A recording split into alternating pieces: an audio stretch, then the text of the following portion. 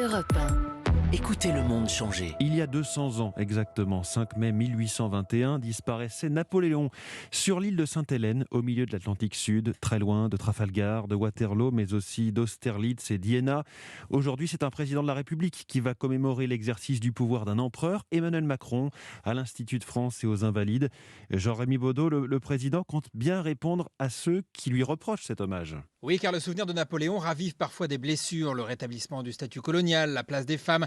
La ministre chargée de l'égalité, Elisabeth Moreno, n'a-t-elle pas elle-même récemment critiqué Napoléon comme, je cite, un grand misogyne qui a rétabli l'esclavage, une position largement répandue, notamment à gauche.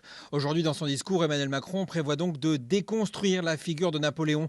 On ne déboulonne pas, on n'efface pas, explique-t-on à l'Élysée en réponse aux partisans de la cancel culture.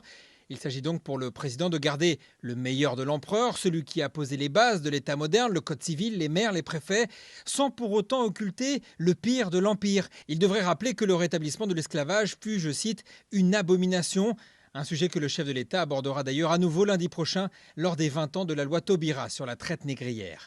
Aujourd'hui, cette commémoration est à l'image du projet mémoriel d'Emmanuel Macron, revendiquer la complexité de l'histoire et assumer le passé de la France.